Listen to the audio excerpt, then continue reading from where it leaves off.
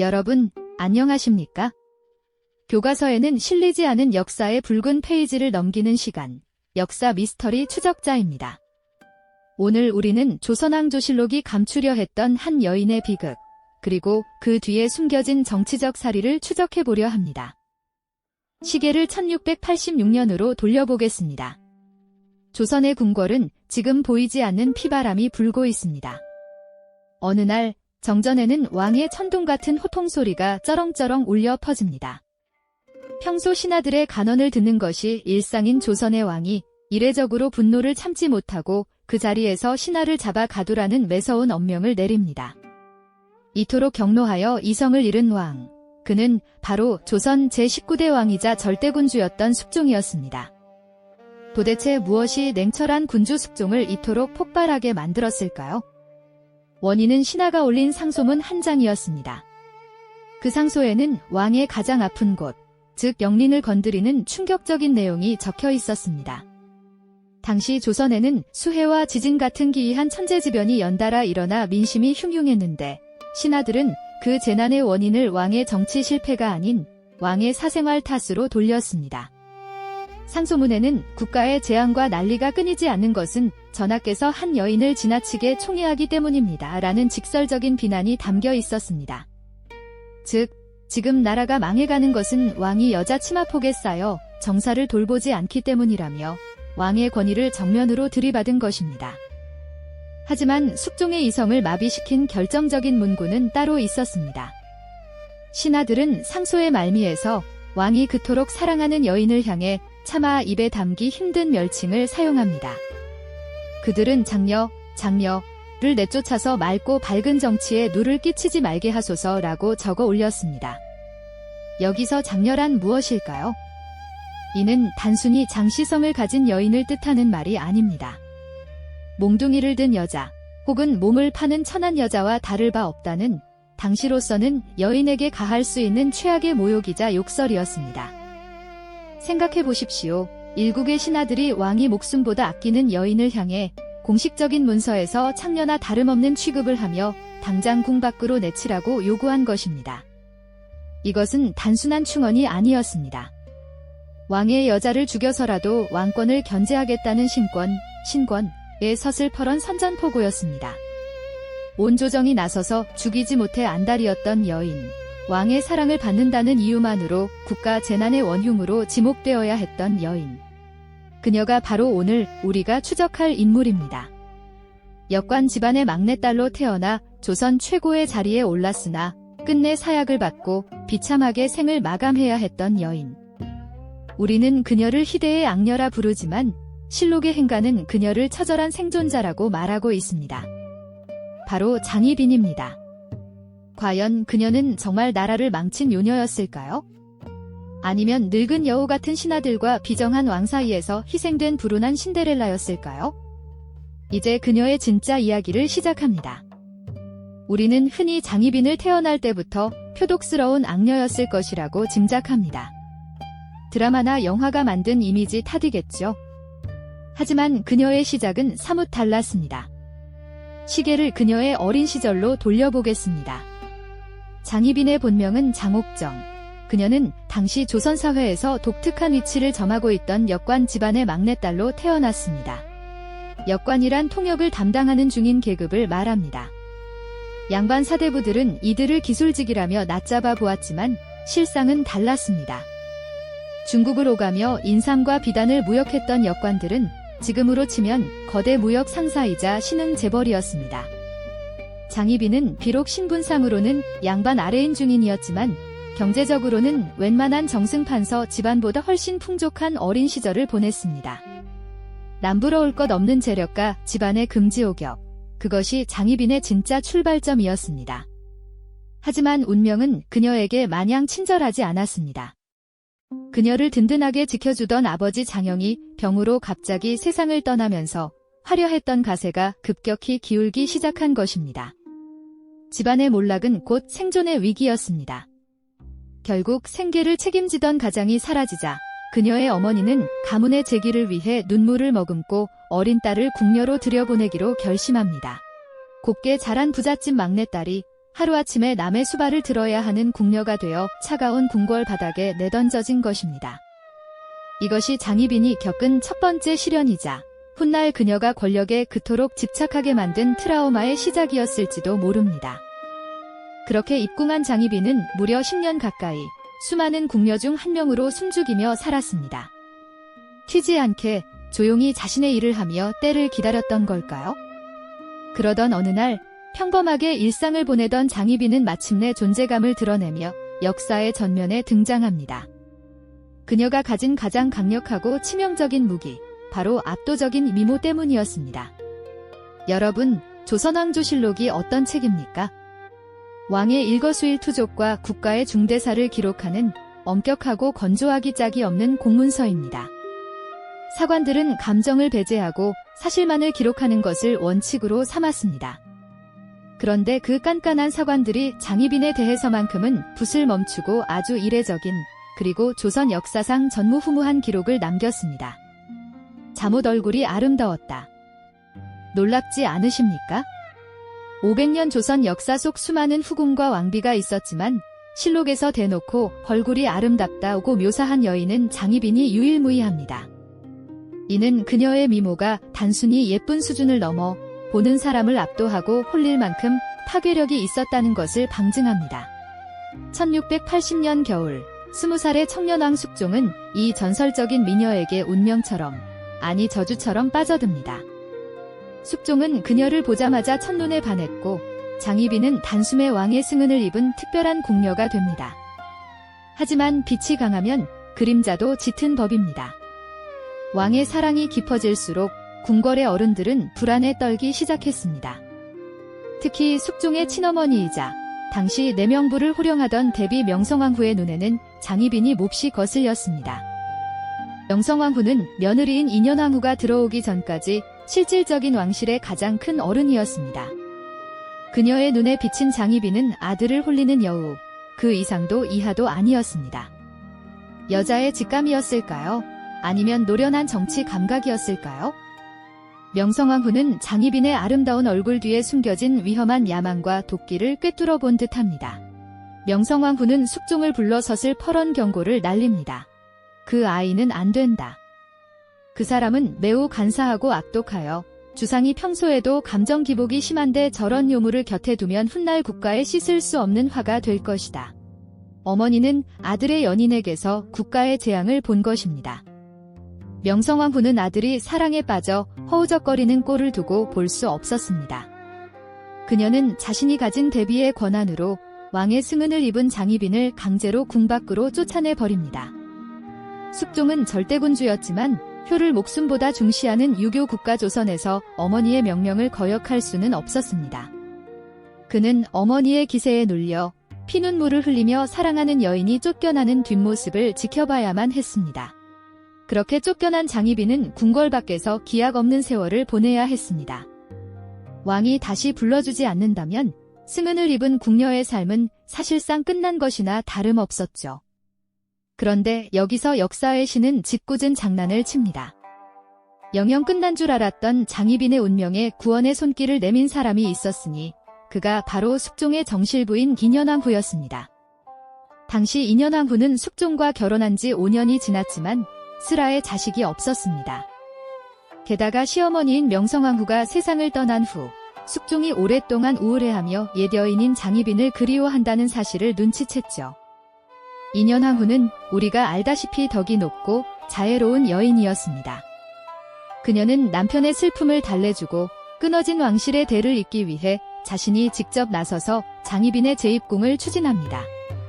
주변에서는 뜯어 말렸을 겁니다. 마마, 장씨는 독한 여자입니다.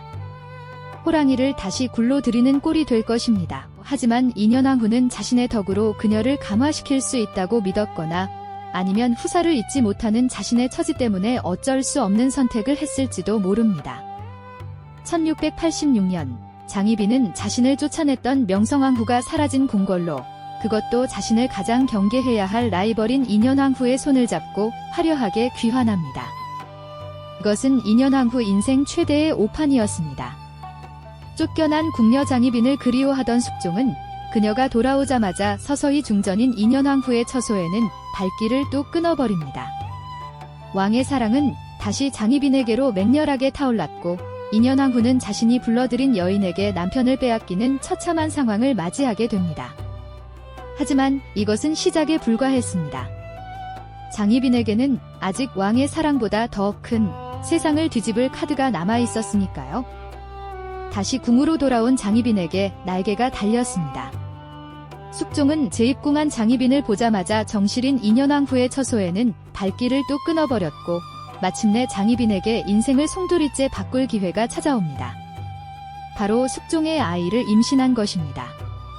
궁궐은 긴장감에 휩싸였습니다. 인현왕 후도 낳지 못한 아이를 후궁이 먼저 가졌으니까요. 그리고 기적이 일어납니다. 장희빈이 그토록 고대하던 아들을 낳은 것입니다. 드라마보다 더 드라마 같은 일이 벌어진 것입니다. 만약 인현왕 후가 아들을 낳았다면 역사는 달라졌겠지만 그녀는 끝내 아이를 낳지 못했습니다.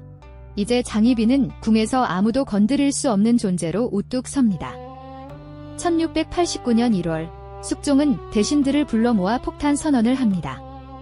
태어난 지 100일도 안 된 장희빈의 아들을 자신의 후계자인 원자로 삼겠다고 공포한 겁니다. 조정은 발칵 뒤집혔습니다. 원칙상 원자는 중전이 낳은 적장자만 될 수 있었기 때문이죠. 신하들이 중전마마가 아직 한창 젊으신데 후궁의 소생을 원자로 삼는 것은 너무 급하옵니다. 조금만 기다려보시옵소서라며 반대했지만 숙종은 단호했습니다. 그는 반대하는 신하들을 향해 감히 이의가 있다면 벼슬을 내놓고 물러가라라며 으름장을 놓습니다. 사랑하는 여인을 위해 숙종은 멈추지 않았습니다. 그는 장희빈을 후궁 중 최고 등급 인정 일품 즉 희빈으로 임명합니다. 비로소 역사의 길이 남을 이름 장희빈이 탄생하는 순간이었습니다. 그리고 숙종은 마지막 승부수를 던집니다. 대신들 앞에서 자신의 아내 인현왕 후를 향해 종묘사직에 죄를 지은 사람이다. 하루인들 이런 사람이 한나라의 공무로 군림할 수 있겠는가? 라며 폐위를 선언한 것입니다. 인현왕 후가 쫓겨나고 불과 4일 뒤 조선의 새로운 왕비가 책봉됩니다. 그 주인공은 바로 장희빈이었습니다. 궁녀 출신의 후궁이 왕비가 된 최초의 사건. 이는 조선판 인생 역전이자 신데렐라의 탄생이었습니다. 백성들조차 놀랄만한 파격적인 인사였죠. 이때 장희빈은 아마 조선에서 제일 행복한 여인이었을 겁니다. 하지만 권력의 정점에서 그녀는 미처 알지 못했습니다. 자신을 그 자리에 올려준 왕의 사랑이 이제 곧 다른 곳을 향하게 될 것이라는 사실을 말입니다. 그토록 뜨거웠던 숙종의 사랑이 조금씩 식어가기 시작했습니다. 그리고 장희빈에게 차마 믿고 싶지 않은 너무나 충격적인 소식이 들려옵니다. 숙종이 젊은 궁녀에게 푹 빠졌다는 것입니다. 그것도 자신이 모시던 인현왕 후의 시중을 들던 무수리 출신 훗날의 숙빈 최씨였습니다. 엎친 데 덮친 격으로 그 새로운 여인이 후궁이 되고 임신까지 했다는 소식이 들립니다. 장희빈의 심정이 어땠을까요? 눈이 뒤집힐 노릇이었겠죠? 야사에 따르면 분노를 참지 못한 장희빈은 임신한 숙빈 최씨를 불러다가 매질을 했다고 합니다. 내가 감히 왕의 아이를 가져? 이번에도 아들이라면 내 자리가 위태롭지 않겠느냐라는 불안감이 그녀를 잠식했을 것입니다. 하지만 이 사실을 알게 된 숙종의 반응은 냉담했습니다. 그는 장희빈에게 크게 화를 내며 등을 돌려버립니다. 사랑이 식자, 숙종은 비정한 정치가로 돌아옵니다. 그는 자신의 뜻대로 인현왕 후 복위를 밀어붙입니다. 결국 쫓겨났던 인현왕 후가 5년 만에 대궐로 다시 돌아오게 되죠. 그리고 잠시 후 장희빈의 마음을 갈갈이 찢어놓는 어명이 떨어집니다. 한나라의 중전이 두릴 수 없으니 중전 장씨의 옥보를 부수고 타고 다니던 가마를 불태워라. 왕비의 상징을 모두 없애버리라는 것이었습니다. 숙종은 장희빈을 중전에서 다시 즉 후궁으로 강등시키라고 명합니다. 조선 최고의 신데렐라가 5년 만에 다시 나락으로 떨어지는 순간이었습니다. 그렇다면 다시 왕비가 된 인현왕 후는 행복했을까요? 안타깝게도 그녀는 복위한 지 7년 만에 후사도 없이 35세의 젊은 나이로 세상을 떠나고 맙니다. 숙종은 인현왕 후의 죽음에 대성통곡하며 비통해했죠. 그런데 인현왕 후가 죽고 한 달 후 누군가가 숙종에게 아주 충격적인 밀고를 합니다. 장희빈이 취선당, 즉 자신이 지내던 곳 서쪽의 신당을 꾸며 인현왕 후를 저주했습니다. 이 밀고를 한 사람은 다름 아닌 숙종의 새로운 연인 숙빈 최 씨였습니다. 이 이야기를 듣고 분노한 숙종은 그 길로 장희빈의 처소인 취선당으로 들이닥칩니다. 그리고 그곳에서 숙종의 눈에 유독 수상한 병풍 하나가 들어옵니다. 숙종은 떨리는 손으로 병풍을 걷어냈고 그 뒤에 숨겨진 것을 보고 경악을 금치 못합니다. 병풍 뒤에는 구멍이 숭숭 뚫린 한 여인의 초상화가 걸려 있었습니다. 수많은 화살을 맞아 엉망진창이 된 그 초상화, 바로 한 달 전 죽은 중전 인현왕 후의 초상이었습니다. 궁궐은 발칵 뒤집혔습니다. 이것은 단순한 미신 행위가 아니라 국모를 시해하려 한 영모나 다름없었으니까요. 화가 머리끝까지 난 숙종은 이 사건에 관련된 인물들을 모조리 잡아들여 혹독하게 국문합니다. 피 튀기는 고문이 며칠 동안 이어졌고 결국 연루된 궁녀 중 하나가 입을 엽니다. 저주한 게 사실입니다. 이 자백을 들은 숙종은 인현왕 후가 병으로 죽은 것이 아니라 장희빈의 저주 때문에 죽었다고 확신하게 됩니다. 그리고 마침내 숙종은 피도 눈물도 없는 결정을 내립니다. 희빈 장씨가 취선당 서쪽에 차린 신당에 대한 판결을 내릴 것이다. 그것은 바로 죽음이었습니다. 숙종의 서슬 퍼런 처분 명령이 떨어지자 조정은 그야말로 벌집을 쑤신 듯 발칵 뒤집힙니다. 아무리 죄인이라 해도 장희빈은 엄연한 차기 국왕, 즉 세자의 친어머니였습니다. 신하들은 엎드려 머리를 찌으며 읍소했습니다. 전하, 아니되옵니다. 빈을 죽이시면 세자 저하의 앞날은 어찌 됩니까? 훗날 세자께서 왕위에 오르시면 어머니를 죽인 아버지를 어떻게 대면하겠나이까? 이는 당연한 반대였습니다. 어머니를 죽인다는 것은 유교 국가 조선의 근본인 효를 무너뜨리는 일이자 훗날 씻을 수 없는 정치적 보복의 씨앗을 남기는 일이었기 때문입니다. 하지만 숙종은 꿈쩍도 하지 않았습니다. 오히려 그는 섬뜩한 논리를 내세워 신하들의 입을 막아버립니다. 장희빈이 죽는 것이야말로 진정세자를 위한 길이다. 훗날 그녀가 대비가 되어 권력을 휘두른다면 나라 꼴이 어찌 되겠느냐. 숙종은 자신이 죽고 난 뒤 어머니라는 이름으로 세자를 조종하며 정치를 쥐락펴락할 장희빈의 미래를 경계했던 것입니다. 어쩌면 그는 자신의 할아버지 효종 때부터 이어져 온 외척 세력의 바로를 끊어내기 위해 사랑했던 여인의 목숨마저 정치적 제물로 바치기로 결심했는지도 모릅니다. 명령이 내려진 지 이틀 후 1701년 10월 숙종은 장희빈의 죽음을 세상에 공표합니다. 향년 43세. 역관의 딸로 태어나 궁녀가 되고 왕의 승은을 입어 아들을 낳고 중전의 자리에까지 올랐던 여인. 조선 팔도에 그녀의 이름을 모르는 이가 없었고 한때는 왕의 심장을 독차지했던 조선판 신데렐라. 그녀의 파란만장했던 삶은 사약 한 사발과 함께 허무하게 끝이 났습니다. 그녀가 마신 것은 단순한 독약이 아니었습니다.